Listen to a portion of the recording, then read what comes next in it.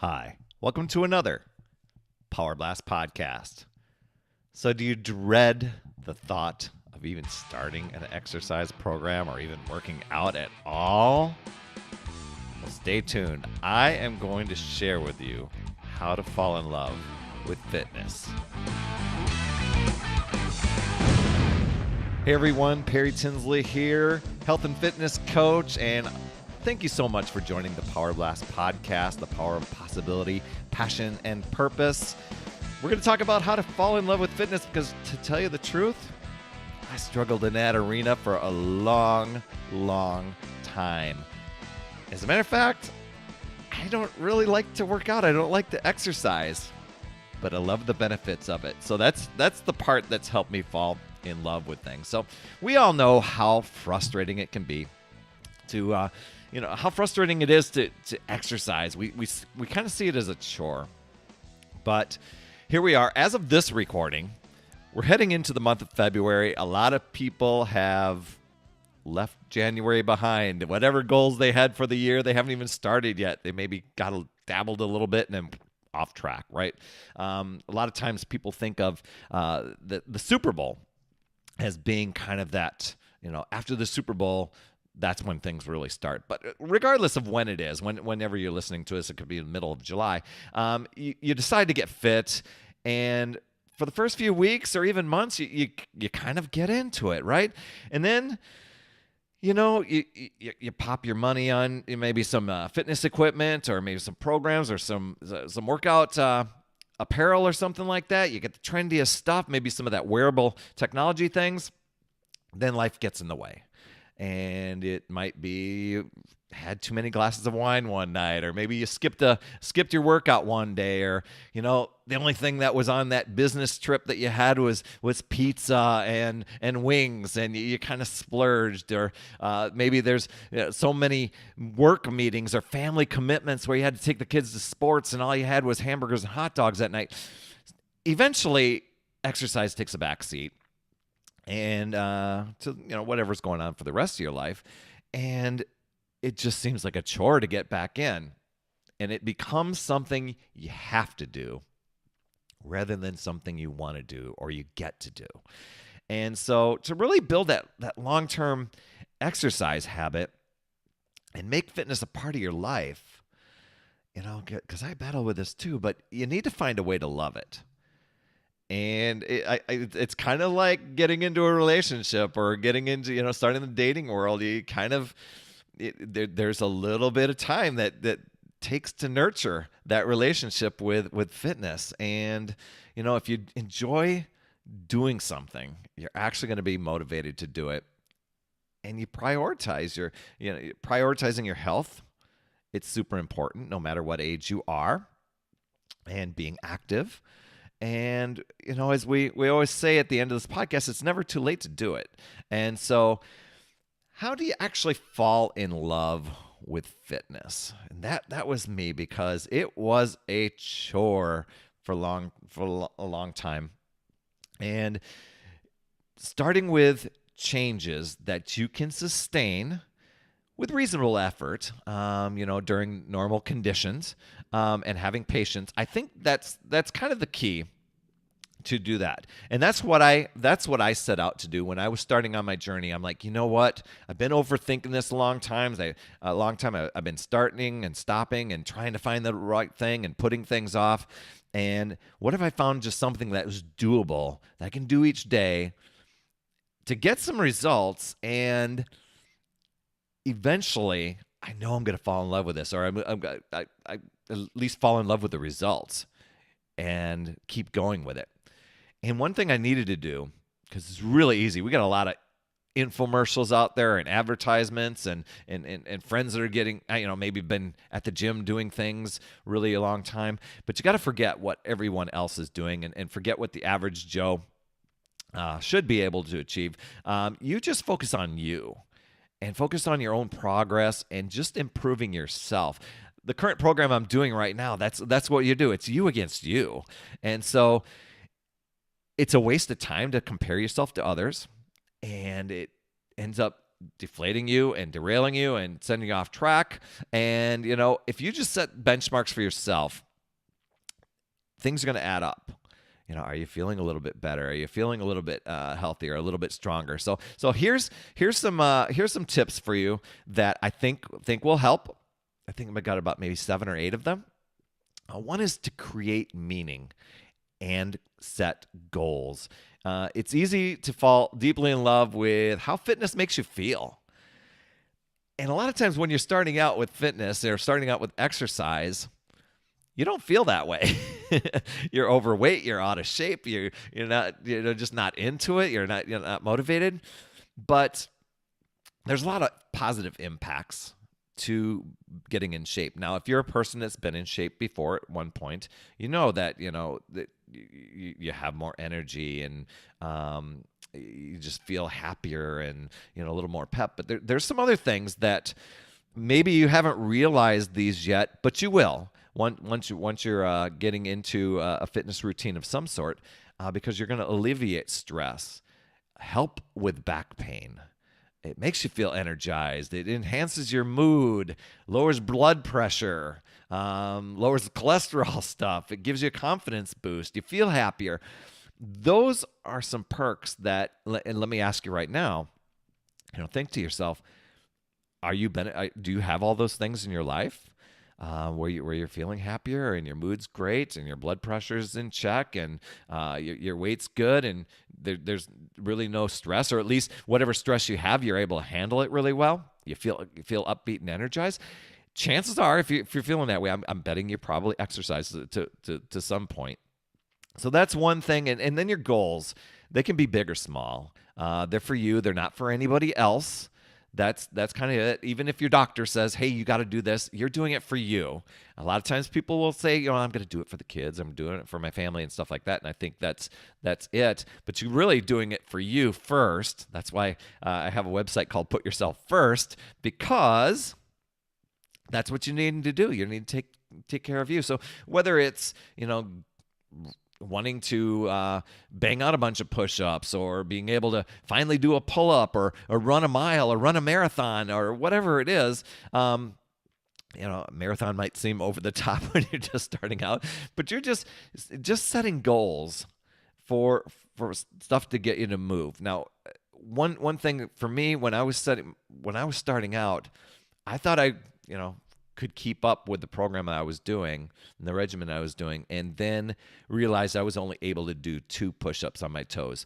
So there was a sequence of exercises in my program that was called 7, 7, and 7, and it was 7 different types of push-ups that you did. One was 7 regular, 7 wide, and then 7 tricep, I believe.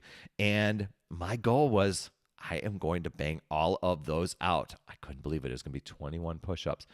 It didn't happen probably even in the first 30 days or so, but I just kept at it. That was one of my, it was a silly goal maybe, but it was a benchmark and it was my goal. Okay.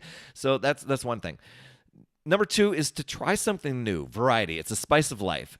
Even if it's out of your comfort zone. Right now I'm doing a fitness program. It requires a step, and it's more like kind of doing insanity on a step. It's not like your cardio aerobics sort of thing. Or step aerobics, I should say. But it's definitely not, while it's not my soulmate program, it's stepping out of the comfort zone. And it's variety. And strive to make it worth your while. And something, if you can sustain, or it can lead you into other programs. I know that I've coached people over the years, and they've gotten such great results doing one program that it enabled them to do other things. For instance, I often talk about my friend Melissa Tucker, who is a veterinarian of mine. She ended up losing 90 pounds, and she's like, oh my gosh, now I can join ski patrol. I love to ski. I had to set skiing aside for the longest time because of my weight. I love to rock climb.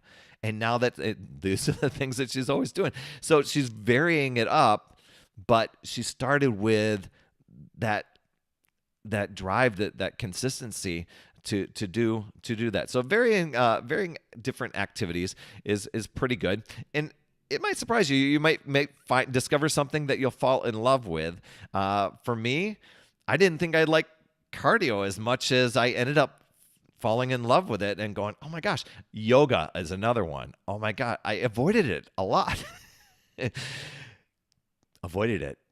I would skip over yoga. I would not do it. And then once I realized that yoga was actually helping me with my other workouts and making those better, and I was feeling better because of it, I fell in love with it. And so it's basically the benefits and how it makes you feel that way. So, I mean, trying hiking or cycling or even hiring a personal trainer or doing some sort of home workout program that, even dancing. I've got a friend, they go and do salsa dancing a couple times a week.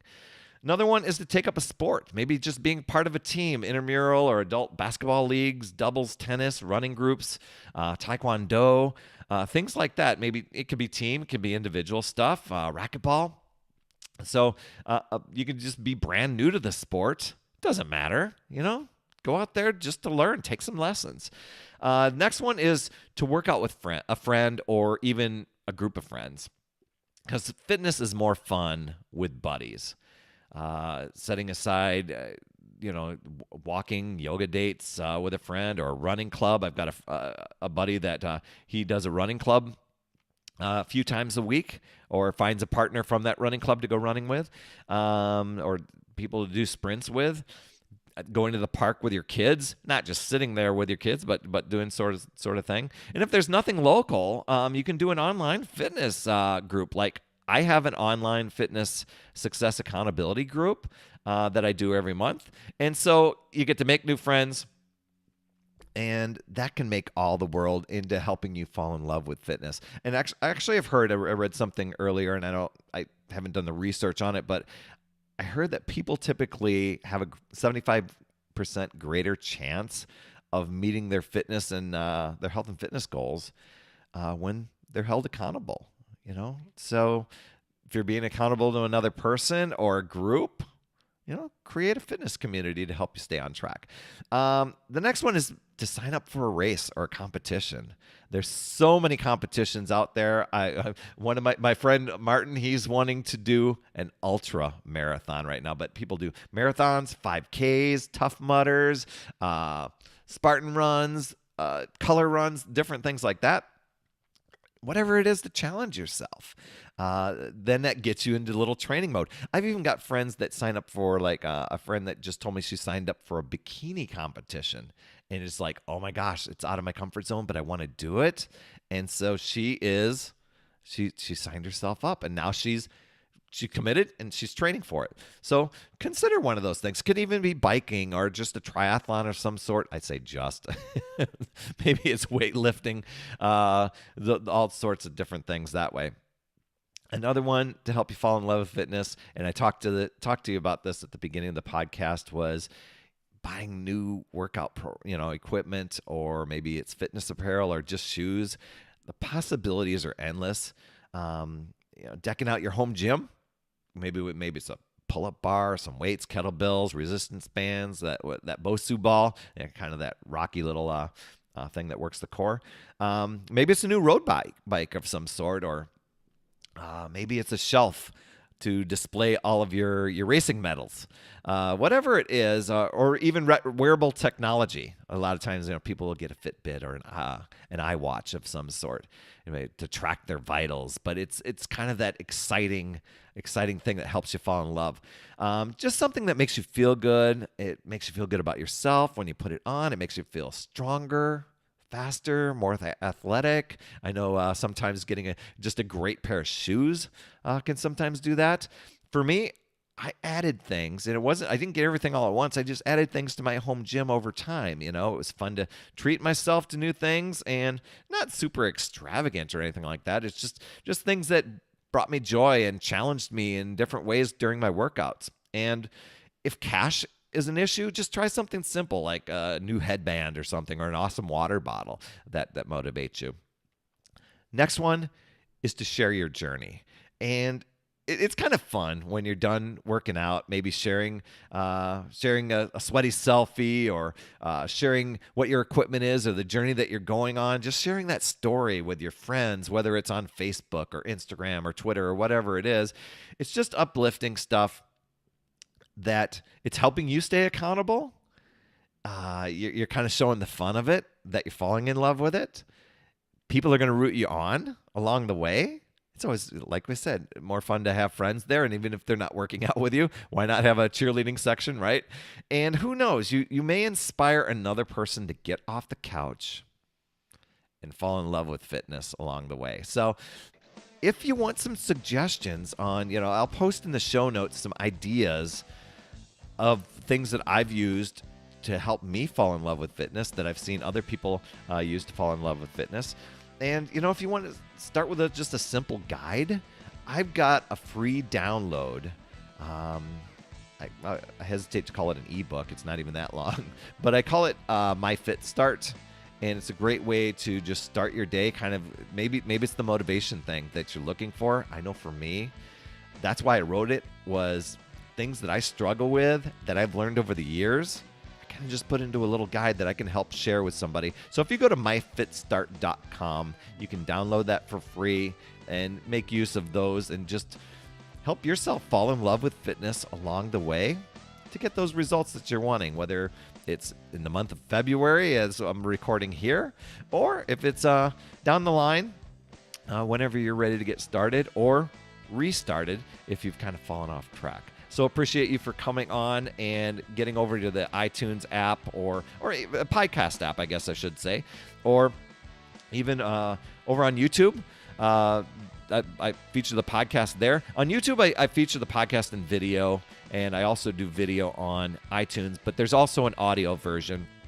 If you just don't have time to watch, but you want to listen in your car, just do a search for Power Blast Podcast, either online on iTunes or in your podcast app. You can find me there. And if you can leave an honest rating and review, that would just totally rock. I hope your week is awesome. I hope you fall in love with fitness. And as always, remember, it's never too late. We'll see you next week.